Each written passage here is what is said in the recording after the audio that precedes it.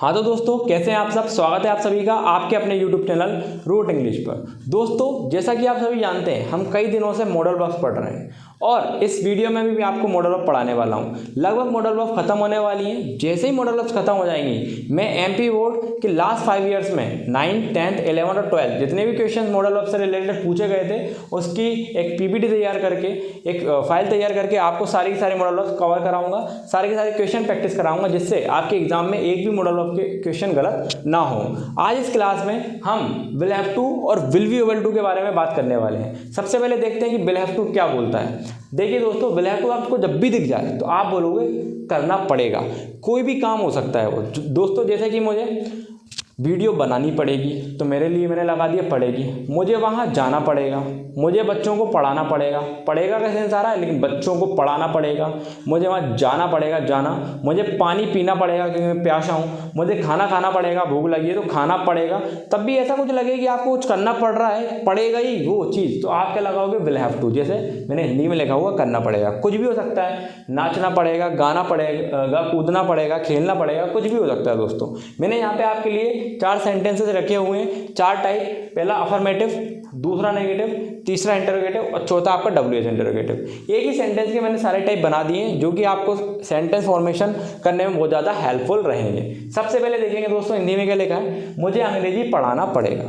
इसके जगह मैं और कुछ भी लिख सकता था, मुझे अंग्रेजी पढ़ना पड़ेगा, मुझे अंग्रेजी की किताब खरीदना पड़ेगा, कुछ भी हो सकता है। लेकिन मैं आपको एक वर्ब से बता रहा हूँ, एक क्रिया, एक काम से बता रहा हूँ कि इसके कैसे सेंटेंस बनाए जाते हैं। मुझे अंग्रेजी पढ़ाना पड़ेगा, तो मैंने आपको बताया दोस्तों, कोई भी सेंटेंस हो जाए पूरी इंग्लिश ग्रामर में 4 चीज़ों से मिलकर बनता है। सब्जेक्ट, हेल्पिंग वर्ब, वर्ब और अदर वर्ड। SHVO आप याद रख सकते हैं। इन 4 चीज़ों से मिलकर सेंटेंस बनता है। सबसे पहले आपका S से सब्जेक्ट होता है। सब्जेक्ट वो होता है जो काम कर रहा होता है। इसमें कौन काम कर रहा है, मैं काम कर रहा हूँ तो मुझे। अगर कोई राम काम कर रहा हो तो राम, रानी काम कर रही हो तो रानी, या फिर कोई लोग काम कर रहे हो तो पीपल, वो लोग आ जाते हैं सब्जेक्ट में। अब आती है दोस्तों हेल्पिंग वर्ब क्या होती है। वो वर्ब जो इस वर्ब की सहायता करती है, वो आपकी क्या कहलाती है, हेल्पिंग क्रिया या फिर सहायक क्रिया कहलाती है। दोस्तों, हेल्पिंग वर्ब को ऑक्सिलरी वर्ब के नाम से भी जाना जाता है। दोस्तों, यहाँ पे हेल्पिंग वर्ब के काम आपका करेंगे विल हैव टू या फिर मॉडल आप बोल सकते हैं इनको। अगला था मेन वर्ब। मेन वर्ब क्या है दोस्तों, यहाँ पे देखो आप, पढ़ाना, पढ़ाना, टीच, पढ़ना, रीड या फिर स्टडी, कुछ भी हो सकता है। तो इस तरीके की वर्ब आपकी क्या होती हैं, मेन वर्ब होती हैं। अगला लास्ट में होता है दोस्तों आपका अदर वर्ड या फिर आप बोल सकते हैं ऑब्जेक्ट, यानी कि बची हुई चीज़ें जो होती हैं ना सेंटेंस में, सब्जेक्ट, हेल्पिंग वर्ब और वर्ब को छोड़ के वो सारी की सारी ऑब्जेक्ट या अदर वर्ड में आती हैं। ठीक है दोस्तों, अब आते हैं आगे। सबसे पहले मैंने लिखा मुझे अंग्रेजी पढ़ाना होगा, तो सब्जेक्ट कौन है दोस्तों, मुझे, तो मैंने लिख दिया सब्जेक्ट आई। ठीक है, इसका हेल्पिंग वर्ब या मॉडल वर्ब क्या लिखूंगा दोस्तों मैं, will have to. I will have to subject हो गया आपका, हेल्पिंग वर्ब हो गई। अब आइए दोस्तों बारी आई की वर्ब की। वर्ब क्या है दोस्तों, पढ़ाना। पढ़ाने को दोस्तों क्या बोलते हैं, टीच। तो आप बोलेंगे I will have to teach, लेकिन क्या पढ़ाना पड़ेगा, इंग्लिश, यानी कि अंग्रेजी लिखा है ना, तो ये आपका क्या हो जाएगा, ऑब्जेक्ट। तो देखेंगे दोस्तों, ध्यान से देखेंगे, ये आपका क्या है, सब्जेक्ट, विल हैव टू आपकी हो गई हेल्पिंग वर्ब, टीच दोस्तों आपकी हो गई वर्ब और इंग्लिश हो गई आपकी ऑब्जेक्ट। ठीक है दोस्तों, तो SHVO इन चारों चीज़ों से मिलकर सेंटेंस का निर्माण हुआ है। तो मुझे अंग्रेजी पढ़ाना पड़ेगा, इसका सेंटेंस बनेगा I will have to teach English. अब दोस्तों बारी आती है अफर्मेटिव के बाद नेगेटिव सेंटेंस। दोस्तों, इसको आप पॉजिटिव सेंटेंस के नाम से भी जानते हैं, यानी कि सेंटेंस जो है ना सकारात्मक है, पॉजिटिव है, इसलिए आप अफर्मेटिव या पॉजिटिव इसको दोनों बोल सकते हैं। अब आती है दोस्तों बारी नेगेटिव की। नेगेटिव वो वाले सेंटेंस होते हैं जिनमें नहीं लगाया जाता है। देखेंगे, मुझे अंग्रेजी नहीं पढ़ाना पड़ेगा, तो मैं सिंपल सा काम करूंगा, विल के बाद नोट लगा दूंगा। दोस्तों, मैंने कई सारी वीडियोज़ में आपको बताया है कि अगर आपको हेल्पिंग वर्ब बड़ी सी मिल जाती है तो कुछ टेंशन नहीं लेना। सिर्फ वर्ब, जो आपकी वर्ब है ना हेल्पिंग वर्ब, उसका पहला वाला जो वर्ड होता है, जैसे यहाँ पे क्या है, पहला वर्ड विल, इसी के साथ आपको छिड़कानी करनी है, यानी कि इंटरोगेटिव बनाते टाइम इसी को आगे पीछे करना है। नेगेटिव अभी बना रहा है तो विल के बाद ही आप नेगेटिव लगाएंगे। पहले समझते हैं फिर बताता हूं आपको। मुझे अंग्रेजी नहीं पढ़ाना पड़ेगा, तो बस कुछ नहीं करना, विल के बाद नोट लगाना है। I will not have to teach English. क्या बनेगा दोस्तों, I will not have to teach English. तो बन गया सेंटेंस, मुझे अंग्रेजी नहीं पढ़ाना पड़ेगा। और इंटरोगेटिव कैसे बनेगा, आपको बताया मैंने, मेरी एक वीडियो है जो कि मैंने आपको सारे के सारे टाइप ऑफ सेंटेंस बताया, उसमें मैंने एक सेंटेंस बना के बताया कि कैसे चीज़ों को बनाया जाता है। देखिए दोस्तों, अभी इंटरोगेटिव की बात हो रही, तो इंटरोगेटिव में आपको क्या करना है, सिर्फ विल को आगे लाना है। क्यों, क्योंकि सिर्फ मैंने बोला सिर्फ फर्स्ट वर्ड को आपको आगे लाना होता है। तो पढ़ें दोस्तों, will I have to teach English. अब यहाँ पे ऐसा लगना चाहिए कि आप क्वेश्चन पूछ रहे हो, तो इसलिए तो इसको बोलते हैं इंटरोगेटिव। इंटरोगेटिव का मतलब क्या होता है? प्रश्नवाचक, यानी कि प्रश्न पूछने वाले सेंटेंसेस। ठीक है दोस्तों, क्या मुझे अंग्रेजी पढ़ानी पड़ेगी तो मैं बनाऊंगा sentence will I have to teach English. अगला WH इंटरोगेटिव। WH इंटरोगेटिव वो सेंटेंस होते हैं जो WH वर्ड कंटेन करते हैं। WH वर्ड कौन से होते हैं? जैसे व्हाट, वेयर, व्हेन, व्हाई, जिनमें भी WH वर्ड आते हैं वो सारे के सारे लगभग 40 से 45 WH वर्ड होते हैं, तो सबसे ज़्यादा काम आते हैं नॉर्मली, तो वो आपको मैं बताऊंगा। अभी आप समझ लीजिए WH वर्ड का मतलब WH word which, what, where वाली फैमिली। आगे आते हैं, मुझे कब अंग्रेजी पढ़ाना पड़ेगा। अब दोस्तों देखो WH वर्ड दिख गया आपको, कब का मतलब होता है दोस्तों व्हेन। देखेंगे दोस्तों व्हेन, यहाँ पे मैंने पूरा मिट गया थोड़ा सा, तो when will I have to teach English, मुझे अंग्रेजी कब पढ़ाना पड़ेगा।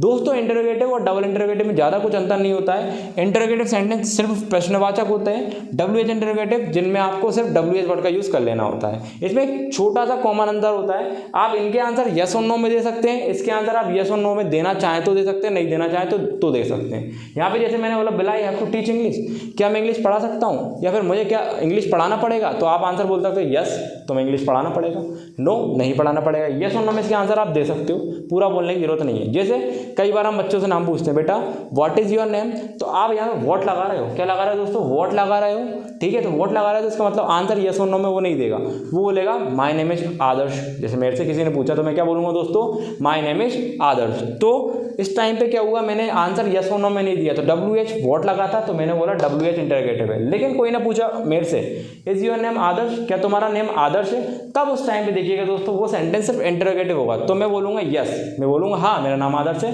यस बोल के काम खत्म कर दूंगा, तो समझ जाएगा कि हाँ भैया इसका नाम आदर्श है। समझ में आई दोस्तों, यहाँ पे यस और नो का सेंस आता है, यहाँ पे आप यस और नो का सेंस लगा भी सकते हैं, नहीं भी लगा सकते, कई कई सेंटेंसों में आ जाता है, कई कई सेंटेंसों में नहीं आता है। आगे आते दोस्तों, मुझे कब अंग्रेजी पढ़नी पड़ेगी, तो आगे सिर्फ WH वर्ड पूरा का पूरा यही रहेगा, आगे आपको क्या लगा देना है, WH वर्ड प्लस कर देना है इसमें, सिंपल था। तो WH वर्ड क्या है दोस्तों, कब, when will I have to teach English.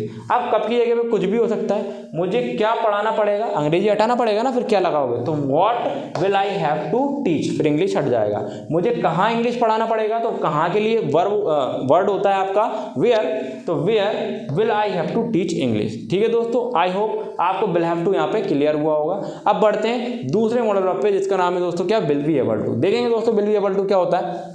Will be able to को हिंदी में समझते पहले, कर सकूंगा या कर पाऊंगा।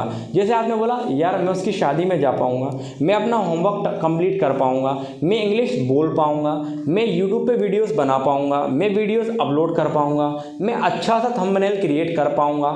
यहाँ पे देखिए दोस्तों मैं पाऊंगा की बात कर रहा हूँ, ठीक है, मैं गुलाब जामुन खा सकूंगा, ठीक है, ऐसे करके कई सारे सेंटेंस जहाँ पे सकूंगा या पाऊंगा आएगा, वहाँ पे आप विल बी एबल टू का यूज़ करेंगे। दोस्तों इन दोनों में आप कंफ्यूज मत होइएगा, विल हैव टू मतलब करना पड़ेगा कोई भी चीज़, और विल बी एबल टू मतलब सकूंगा या पाऊंगा, अपनी क्षमता बता रहे हैं कि आप कर पाएंगे कि नहीं कर पाएंगे। आगे आते हैं दोस्तों, सेंटेंस के माध्यम से समझते हैं कैसे यूज होते हैं सेंटेंस। दोस्तों वही चारों सेंटेंस मैंने लिखे हैं आपके सामने, affirmative, negative, interrogative, WH interrogative. देखते हैं क्या करके सबको। सबसे पहला सेंटेंस, तुम अंग्रेजी बोल पाओगे। आपने बोला किसी बच्चे से तुम अंग्रेजी बोल पाओगे, सबसे पहले सब्जेक्ट कौन हुआ दोस्तों, तुम के लिए क्या लगाएंगे, यू। इसके बाद आपकी आइए हेल्पिंग वर्ब या मॉडल वर्ब, तो मॉडल वर्ब कौन है दोस्तों, will be able to. You will be able to speak English. Speak क्यों लगाया दोस्तों मैंने, स्पीक इसलिए लगाया क्योंकि यहाँ पे सब्जेक्ट आता है सबसे पहले, फिर हेल्पिंग वर्ब आती है, फिर वर्ब आती है, फिर आपके अदर वर्ड आते हैं। तो आप क्या लिखेंगे, you will be able to speak English. देखिएगा दोस्तों यू क्या आपका सब्जेक्ट है, ठीक है, और विल बी एबल टू आपका क्या होगा, आपका हेल्पिंग वर्ब बोल सकते हो या मॉडल वर्ब बोल सकते हो इसको आप, और स्पीक आपकी बोलना एक क्या हो गई, वर्ब हो गई है, ठीक है, और इंग्लिश आपका ऑब्जेक्ट हो जाएगा। ठीक है दोस्तों, तो यहाँ पे चारों चीज़ों के सेंस आपको क्लियर होंगे। तुम अंग्रेजी बोल पाओगे, you will be able to speak English. Negative कैसे बनाना है, सिंपल सी बात है, पहला लेटर को आप नोट लगा के यूज़ करें। जैसे काय के पहले लेटर को, सॉरी लेटर नहीं, पहले वर्ड को, पहला वर्ड काय का होना चाहिए आपका, हेल्पिंग वर्ब का या मॉडल वर्ब का होना चाहिए। जैसे विल यहाँ पे है तो विल नोट लगाऊंगा, you will not be able to speak English, तुम इंग्लिश नहीं बोल पाओगे क्योंकि तुमने कई सारी चीज़ें स्किप कर रखी है ग्रामर में, तो आपने बोल दिया होगा you will not be able to speak English. ठीक है, आगे आते हैं दोस्तों, क्या तुम अंग्रेजी बोल पाओगे। अब आप यहाँ पे क्वेश्चन कर रहे हैं, क्या तुम अंग्रेजी बोल पाओगे, कल तुम्हें स्पीच देना है 15 अगस्त इंडिपेंडेंस डे, क्या आप दे पाओगे। देखें will you be able to speak English. Simple सी बात है, मैंने आपको बोला था सिर्फ पहले वाले वर्ड के साथ छिड़कानी करनी है और किसी वर्ड से कुछ नहीं बोलना है। तो will you be able to speak English, क्या तुम अंग्रेजी बोल पाओगे। दोस्तों आपके दिमाग में एक बात आ रही होगी, ये नोट क्यों हटा दिया। दोस्तों इसको ध्यान से पढ़ें, क्या तुम अंग्रेजी बोल पाओगे। यहाँ पे कहीं भी नहीं आ रहा है क्या, नहीं आ रहा है, इसीलिए मैंने नोट हटा दिया। अगर मैं यहाँ पे नहीं लिखता क्या तुम अंग्रेजी नहीं बोल पाओगे, तब आप यूज़ कर लेते will you not be able to speak English. ठीक है दोस्तों, क्लियर हुआ होगा। अगला लास्ट बचा है आपका WH इंटरोगेटिव। सिंपल सी बात है, WH वर्ड को आगे ऐड कर दो, WH इंटरोगेटिव बन जाएगा। देखिए दोस्तों, तुम क्या बोल पाओगे, तुम क्या बोल पाओगे, तो तुम क्या का सेंस आ रहा है, तो क्या के लिए दोस्तों क्या लगाते हैं अपन, व्हाट लगाते हैं। देखिए दोस्तों, what will you be able to speak. दोस्तों यहाँ से एक वर्ड हटा दिया गया है, इसको मैं लिख देता हूँ, what will you be able to speak, तुम क्या बोल पाओगे या फिर क्या बोल सकोगे। ठीक है दोस्तों, आई होप आपको विल हैव टू और विल बी एबल टू इस वीडियो में क्लियर हुआ होगा। इसके बाद मैं आपको शुड हैव और कुड हैव का यूज़ बताऊंगा। ठीक है, सारे सेंटेंसेस मैं आपको करवाऊंगा, जिससे आपको सारी चीज़ें अच्छे से क्लियर होंगी। दोस्तों अभी तक आपने मेरा चैनल सब्सक्राइब नहीं किया है तो प्लीज़ सब्सक्राइब कर लें और बेल आइकन पर क्लिक कर दें एंड अपने दोस्तों को जितना ज़्यादा हो सके शेयर करें। Thank you.